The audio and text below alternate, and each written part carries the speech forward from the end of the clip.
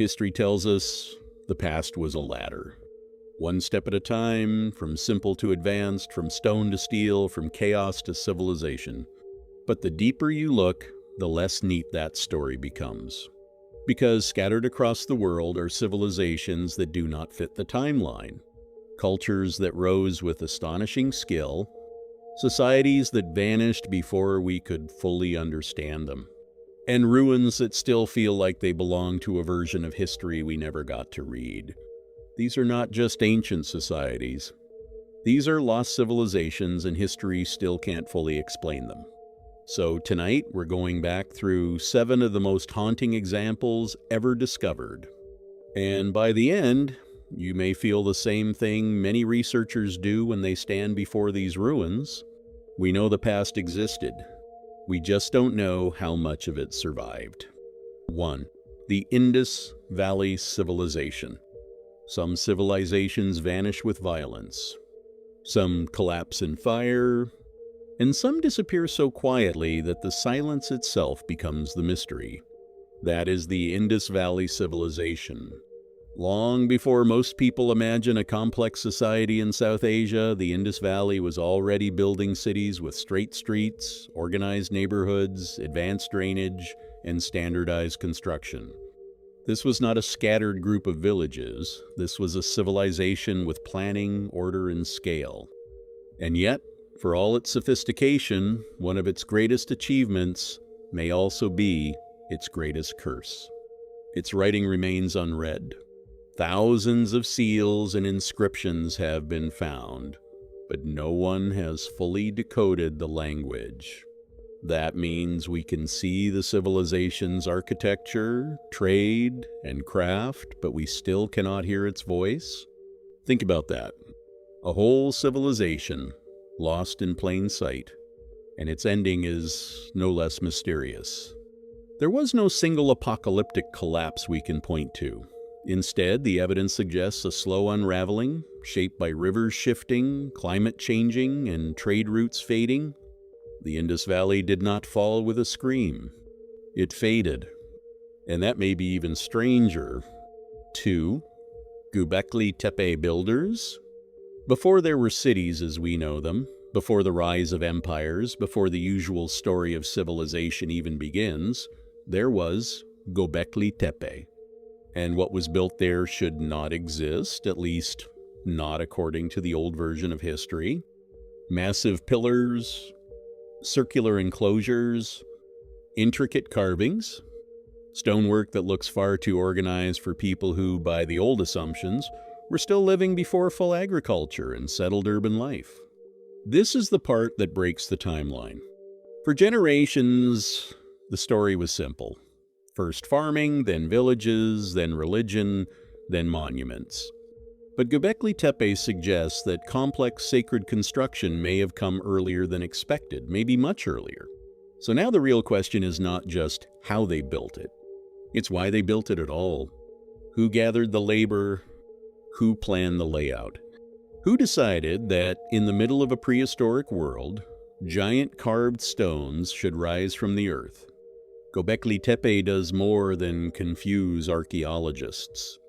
It destabilizes the whole idea of when civilization began, and that is why it feels less like a ruin, and more like a warning. 3. The Minoans. The Minoans feel different. They do not arrive like a mystery from nowhere. They arrive like a civilization that already knew what it was doing. On the island of Crete, the Minoans built palaces, created art, engaged in maritime trade, and developed a world that was sophisticated, elegant, and deeply connected to the sea. Their culture seems to bloom almost fully formed. That alone is impressive. But their story becomes darker when you ask what happened to them. Because the Minoan world was not simply conquered and erased in one neat chapter. It was battered by catastrophe, especially the eruption of Thera, one of the most powerful volcanic events of the ancient world. Was that enough to destroy them?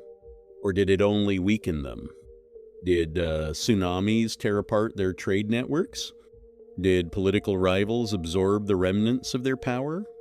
Did they decline slowly as the world around them changed? No one answer fully satisfies the evidence. And that's what makes them so haunting. The Minoans were brilliant, they were influential, and then, somewhere in the shadow of disaster, they slipped out of the center of history. Not erased, just gone. 4. Great Zimbabwe. For a long time, people refused to believe that Great Zimbabwe could have been built by the civilization that history later credited with it. That alone tells you something about the power of bias in archaeology. Great Zimbabwe is a massive stone city in southern Africa, built without mortar, with towering walls and carefully arranged stonework that still commands respect today. It was not a primitive outpost. It was a center of power, a place tied to trade, leadership, and a vast network that connected inland Africa with the wider Indian Ocean world. And yet its decline remains partly unresolved. Why was it abandoned? Why did political power shift away? How did environmental pressure, trade changes, and internal transformation reshape the city's future? The answers are probably complex, and that's exactly why the site remains so fascinating. Because Great Zimbabwe is not just an archaeological wonder. It is a reminder that history can be distorted by whoever gets to tell it first. And sometimes, the ruins are left behind to correct the record. 5. The Olmec civilization.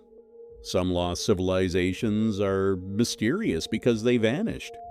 The Olmecs are mysterious because they became the foundation for everything that came after them.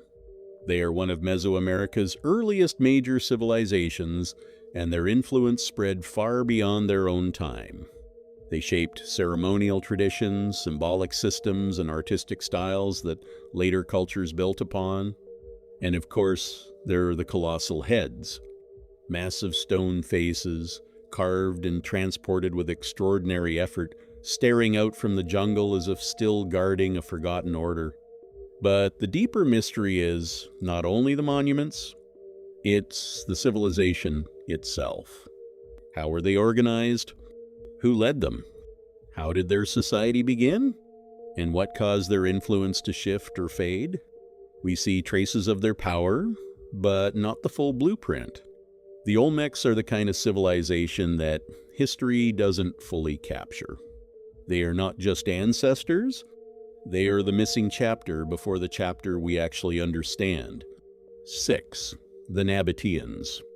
Then there is Petra, and behind Petra, there are the Nabataeans. They mastered a brutal desert environment and turned it into a center of trade, wealth, and architectural wonder. They carved monumental structures into cliff faces, managed water in arid lands, and controlled routes that made them powerful far beyond their size. That kind of success does not happen by accident. It takes engineering, it takes strategy, it takes a civilization that understands the land better than its enemies do. And yet, despite their brilliance, the Nabataeans faded into history after Roman expansion absorbed their world. Their distinct identity weakened, their story became harder to trace. That is what makes them tragic. Not because they failed, but because they were so good at surviving that their survival eventually became their disappearance. The desert did not defeat them. History simply moved on. 7. The Khmer civilization. And finally, we come to one of the greatest civilizations ever to rise in Southeast Asia, the Khmer. This was the world that built Angkor vast temple complexes, hydraulic systems, and urban planning on a scale that still feels surreal today. They did not just build monuments, they engineered environments, canals, reservoirs, roads, cities woven into a water system that supported extraordinary growth. This was not accidental grandeur. This was organized civilization at a massive scale. But great systems are vulnerable, and the decline of the Khmer world was not simple. Environmental stress, water management changes, political shifts, Trade disruptions and outside pressure all likely played a part. Angkor did not vanish in one night. It transformed. It thinned. It lost coherence. And that makes it more unsettling than a sudden collapse, because it shows that even the most powerful civilizations can slowly drift into the past while still leaving their shadows behind. So what do these 7 lost civilizations leave us with? Not certainty. Not clean endings. Not a perfectly finished map of the ancient world. Instead, they leave us with fragments. A script we can't read. A monument built before its time. A city swallowed by change. A culture remembered only through stone. A civilization that shaped the future and then disappeared behind it. The Indus Valley still whispers in an unread language. Göbekli Tepe still breaks the old timeline. The Minoans still blur the line between myth and history. Great Zimbabwe still stands against old assumptions. The Olmecs still watch from the jungle. The Nabataeans still rise from the desert, and the Khmer still remind us that even the greatest systems can unravel. Maybe that is the real lesson. Civilizations do not just vanish. They leave behind pieces of themselves for us to find, and forces us to admit how much we still don't understand. Because history is not finished. It is just incomplete.